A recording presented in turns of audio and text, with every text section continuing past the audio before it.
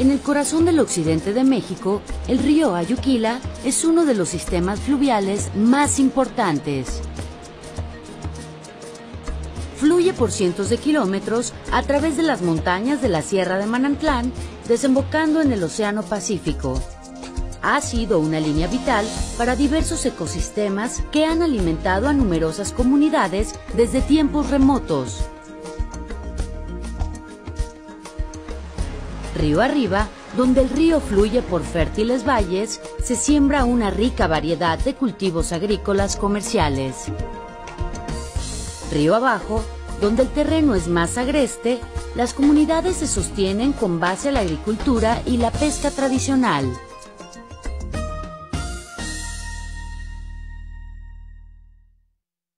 Hubo un tiempo en el que este río fue capaz de proveer el sustento a todos aquellos que vivían a lo largo de su ribera. Pero hoy día, la gente y los ecosistemas que dependen del río Ayuquila se han encontrado con cambios y nuevos retos.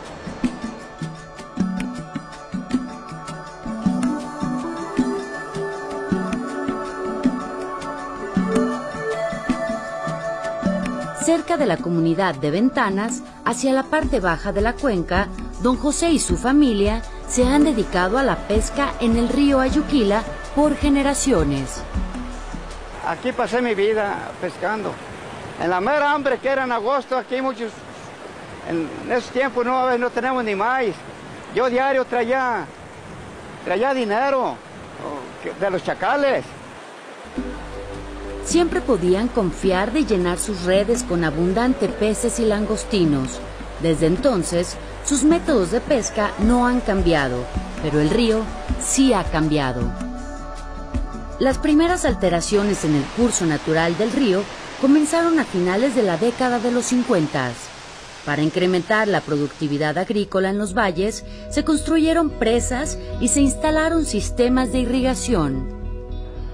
El objetivo era cultivar caña de azúcar, una cosecha comercial muy codiciada que tenía el potencial de traer prosperidad a las regiones donde se podía producir a gran escala. La caña de azúcar necesita mucha agua y las presas hacían posible su cultivo. La producción azucarera es la industria agrícola más grande del país, dando empleo a más de 2.2 millones de personas y ubicando a México entre los 10 principales productores del mundo. El incentivo financiero para sembrar caña de azúcar era muy atractivo para los productores agrícolas locales como Gabriel García.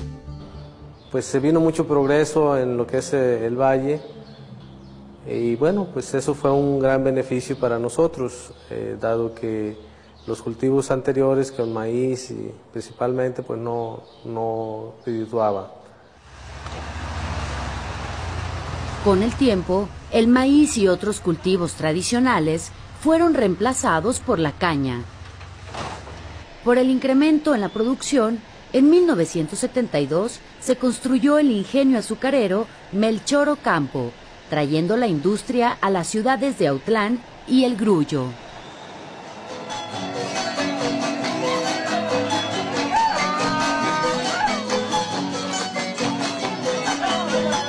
Las cosas iban bien para las comunidades en el valle. La economía de los pueblos de Autlán, El Grullo y otros comenzó a florecer.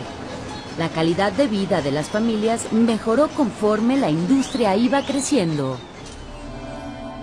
Había trabajo para todos. Más de 18,000 personas en el valle pronto comenzaron a depender de la producción de azúcar. A pesar del notable crecimiento económico en las ciudades, su rápido desarrollo causó daños al río Ayuquila y a sus recursos. Mientras el ingenio Melchor Ocampo vertía sin tratamiento sus aguas residuales al río, las ciudades de Autlán y El Grullo también vertían sus aguas negras al río. Aquí desde que se puso el ingenio y echan esa suciedad aquí al río es la cosa que se contaminó esta agua. Yo soy uno de los cañeros y preferible mejor no sembrar caña que nos afecte en este río. Esta combinación de contaminantes de aguas del ingenio y aguas negras era arrastrada río abajo por la corriente. Está enyerbado desde que inició el ingenio. Solamente 3 días que no trabajó el ingenio son los 3 días que se limpió el agua del río. Así es de que el 100% es el ingenio. Las comunidades de la Sierra de Manantlán observaban cómo el agua de su río se iba contaminando más y más. Ya no podían pescar ni beber agua del río. En los años 80, la gente se quejaba de infecciones y erupciones en la piel, que eran ocasionadas por los altos niveles químicos y bacterias coliformes. No nos dejan trabajar, causa eso, no podemos trabajar, no podemos darle agua a las vacas, no nos podemos bañar, no tenemos pescado, en la peste ya no lo aguantamos. Oye, ¿cómo voy a creer? Es que es demasiado esto. En algunos casos, la gente tenía que abandonar estas comunidades para encontrar una nueva forma de ganarse la vida.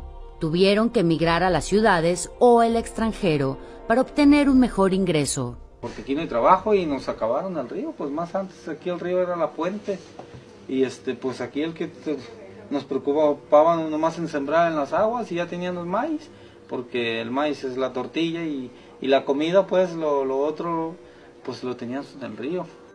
Mientras las comunidades de la zona alta seguían prosperando, las comunidades de la zona baja padecían la degradación de su salud y de su ambiente.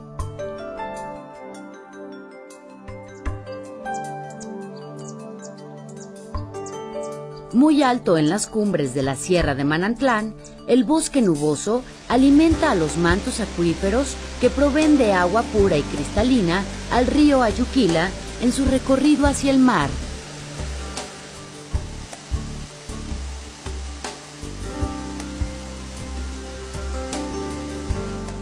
En 1979, un equipo de investigadores de la Universidad de Guadalajara y Universidad de Wisconsin descubrió en estas montañas una nueva especie de maíz perenne que atrajo la atención internacional a la región. La Universidad de Guadalajara creó un grupo de investigación que reconoció a la Sierra de Manantlán como una significante región ecológica que debía ser estudiada y protegida por su alta diversidad biológica.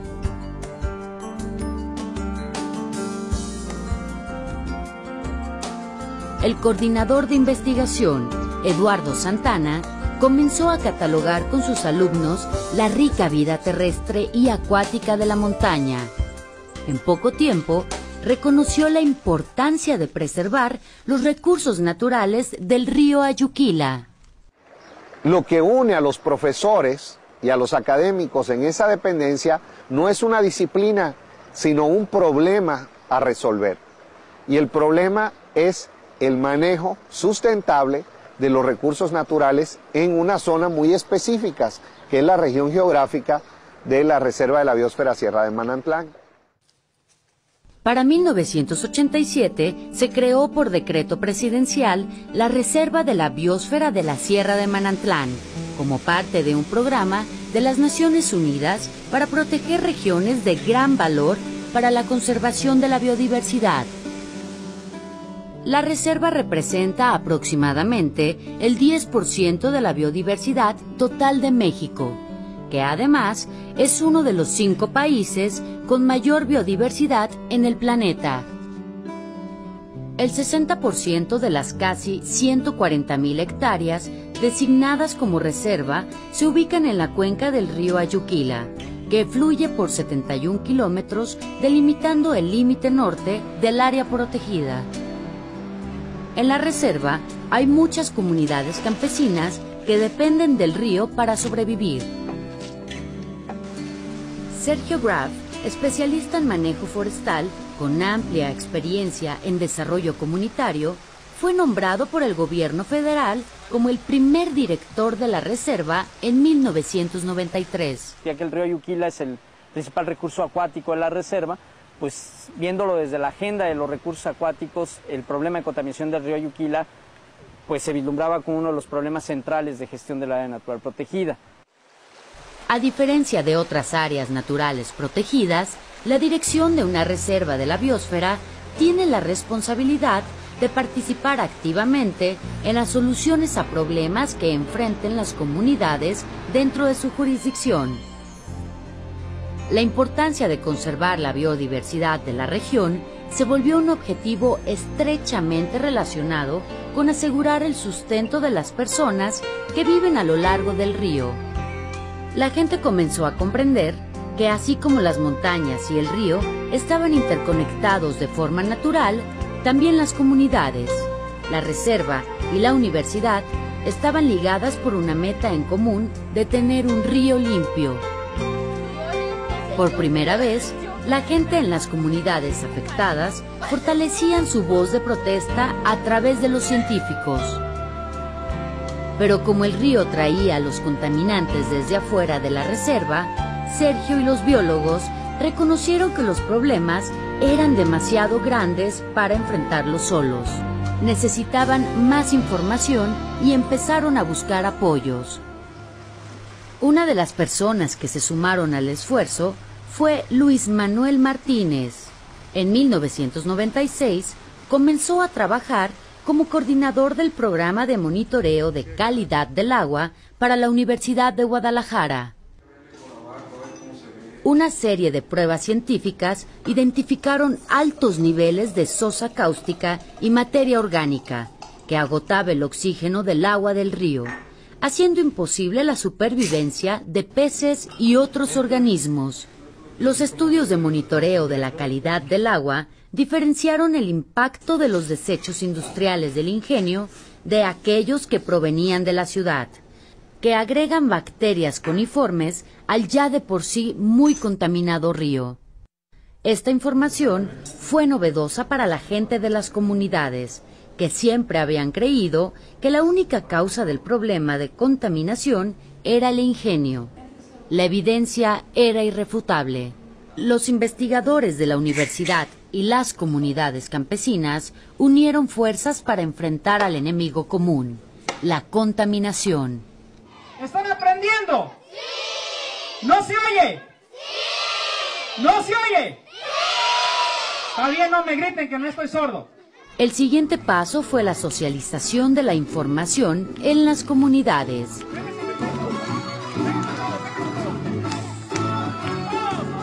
El profesor de Educación Ambiental Salvador García Rubalcaba diseñó un programa para comunicar a niños y adultos los problemas de la contaminación y lo que se podía hacer al respecto. ¿Qué es el río? Pues depende. ¿Cómo que depende? Si está limpio, está sucio. Si está limpio, es alimento, es recreación, es uso para muchas cosas. Si está contaminado, no sirve para nada. En su casa, en El Grullo, Salvador le enseña a su hijo cómo reciclar y hacer composta orgánica. Nuestra casa fue el ejemplo para que las personas vinieran y se dieran cuenta cómo se separaban los desechos. Por ejemplo, cómo hacer la composta. Ustedes pueden darse cuenta que nosotros aquí en casa, esto ha sido muy importante, producimos nuestros propios alimentos. Esto fue un aliciente para que la gente empezara a participar en la separación de sus desechos orgánicos y darse cuenta cómo se podía producir composta y también cómo producir sus propios alimentos. Trabajando en colaboración con la universidad y la municipalidad de El Grullo, la innovadora campaña de educación ambiental de Salvador demostró cómo cada quien podía hacer algo en sus propias casas para responder al problema de la contaminación y de manera colectiva como pueblo, implementando el reciclaje a nivel comunidad. Se puede volver a restaurar con mucho trabajo, pero el trabajo no nada más es para los gobernantes. El trabajo debe de ser de todos los que vivimos en el río o cerca al río, desde la parte donde nace hasta donde termina. Gracias a estos esfuerzos, los apoyos empezaron a crecer a nivel municipal. Entonces se crearon comités en cada comunidad, comités comunitarios, cuya tarea era planificar una serie de acciones a realizar en torno al problema, que eran la producción de un video, la organización de la demanda, y se creó una red de comités. Lo que trataban de hacer era enviar quejas o demandas de manera formal, como tal, como organización, hacia las instancias involucradas. ¿Ve la necesidad de juntarnos? Armando Núñez, presidente municipal de El Grullo, pronto reconoció la importancia de fortalecer el reciclaje en el Grullo y la necesidad de trabajar con las otras municipalidades para encontrar soluciones al problema de la contaminación que todos compartían. Es un programa completamente voluntario, el cual hemos intentado incrementarlo a base de concientizar a la población de que no tenemos de otra más que la separación y el reciclaje. Todos reconocían que aunque los desechos de las ciudades eran parcialmente responsables del problema de contaminación, el ingenio era claramente el causante principal. Cada vez que el ingenio operaba, aparecían peces muertos en el río. Se buscó el apoyo de los medios de comunicación locales y nacionales para denunciar al ingenio. La tensión se incrementó. Eventualmente, el ingenio aceptó colaborar con la universidad y la reserva para rectificar los problemas. El plan es totalmente tratar de eliminar al 100% la contaminación hacia el río Ayuquila. Creo que podemos trabajar conjuntamente para solucionarle el problema a las poblaciones que sufren y obviamente lo que ya se manifestó como fundamental, que la actividad económica continúe porque el ingenio ha sido la fuente de vida económica de la región. Pero esta alianza demostró ser frágil, porque el ingenio no actuó con rapidez en la implementación de soluciones. Las comunidades de la zona baja empezaron a protestar públicamente contra el ingenio. Querían acción. Todavía había descargas de aguas residuales cotidianas, la gente estaba muy inconforme. A mí en una ocasión me llevaron pescado muerto a la oficina y me lo tiraron allá fuera de la oficina, con toda razón, porque nosotros no lográbamos resolver plenamente el problema. O sea, había muchos acuerdos, muchos compromisos, pero no había resultados concretos al respecto. Para 1997 aparecieron algunos signos de posible solución a nivel nacional. Se organizaron juntas entre la Secretaría del Medio Ambiente y Recursos Naturales y los principales interesados. Se prometió una estricta supervisión del ingenio y las municipalidades de Autlán y El Grullo firmaron una carta donde se comprometían a instalar sistemas de tratamiento de agua, mismas que los gobiernos federal y estatal aceptaron financiar.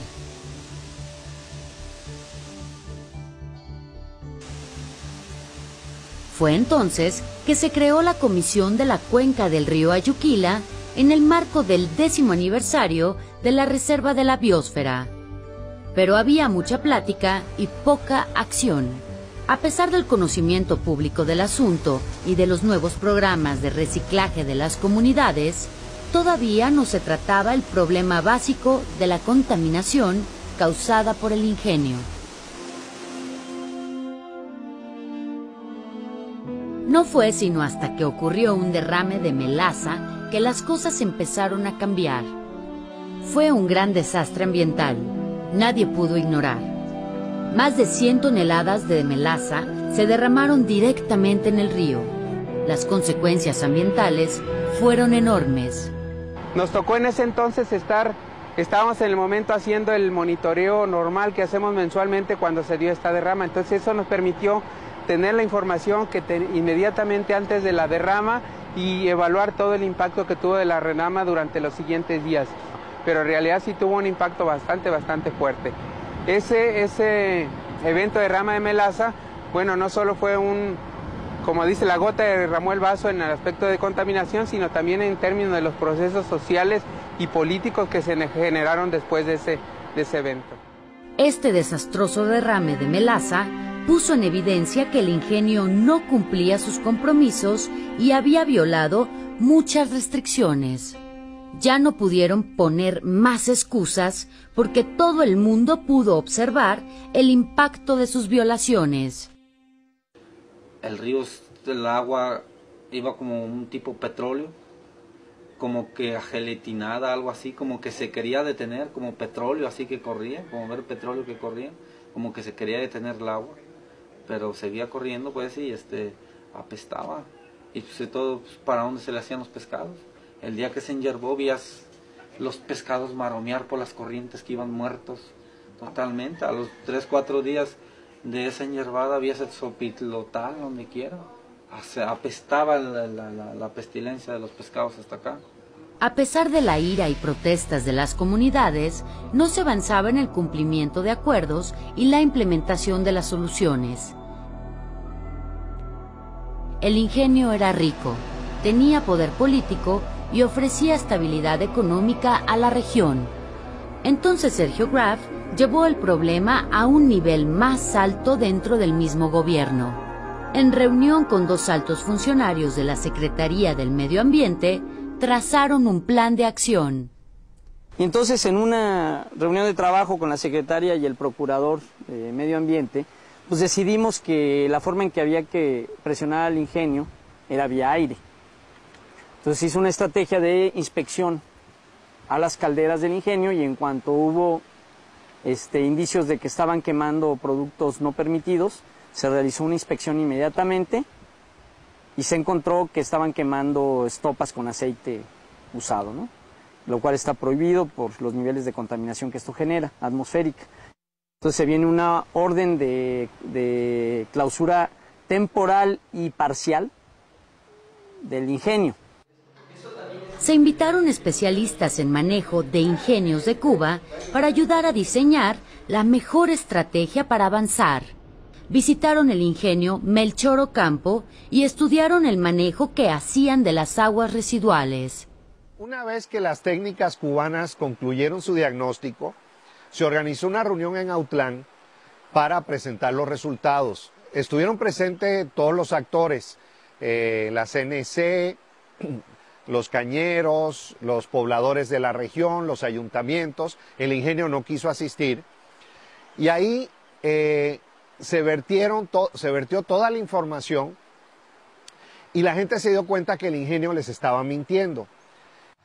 El diagnóstico de las especialistas cubanas cambió la opinión de quienes estaban inicialmente del lado del ingenio, los poderosos sindicatos de cañeros.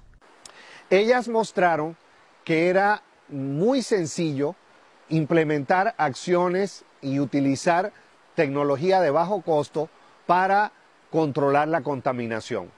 De hecho, no solamente se controlaba la contaminación, sino que también el ingenio iba a poder ahorrar dinero, cosa que todo el mundo salía ganando en un acuerdo como este. Con esta nueva alianza, fue posible impulsar la aplicación de un proceso legal que pudiera favorecer y acelerar el cambio. Entonces, la reunión fue un parteaguas, porque ahí hubo un cambio de postura.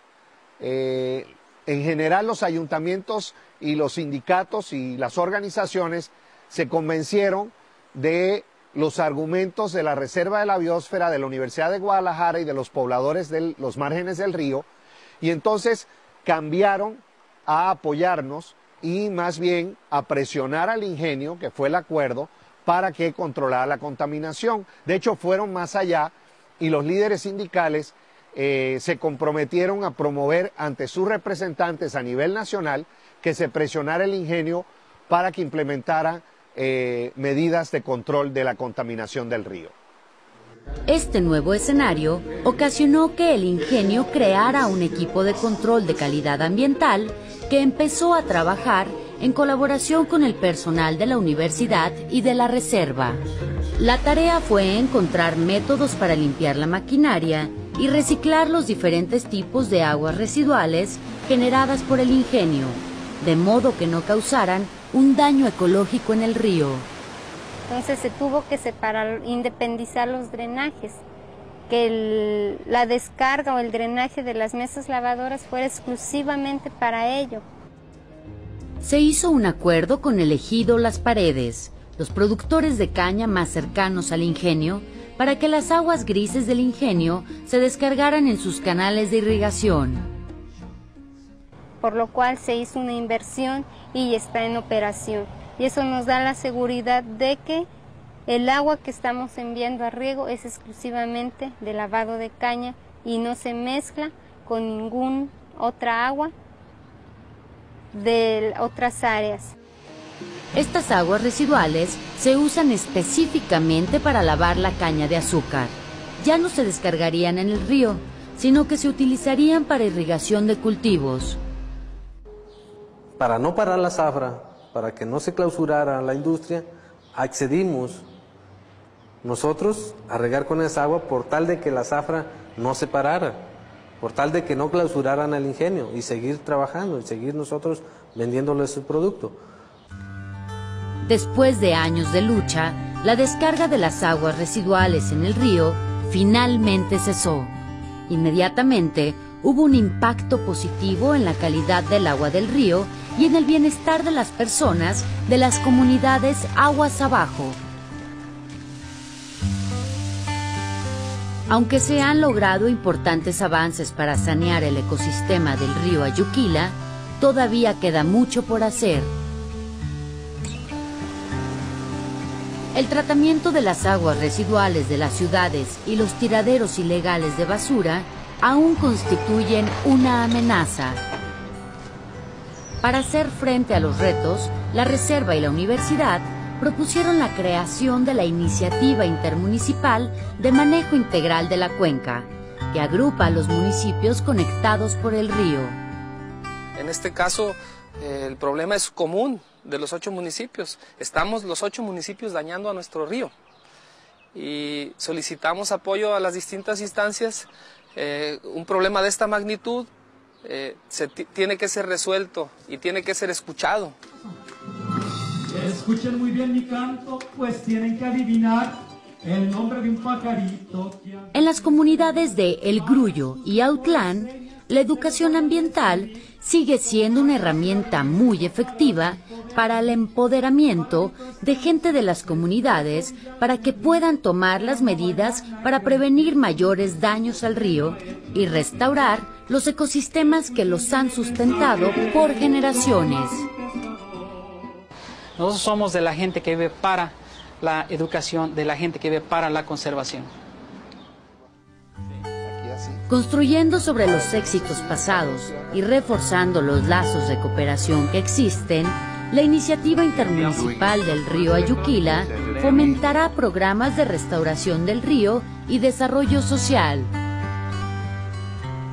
La Reserva de la Biosfera ha servido para remarcar la necesidad de equilibrar la conservación de la naturaleza con el progreso socioeconómico de esta región. Mientras el río Ayuquila siga fluyendo por las montañas de la Sierra de Manantlán, seguirá uniendo a los ecosistemas, a las comunidades y a los habitantes que va tocando.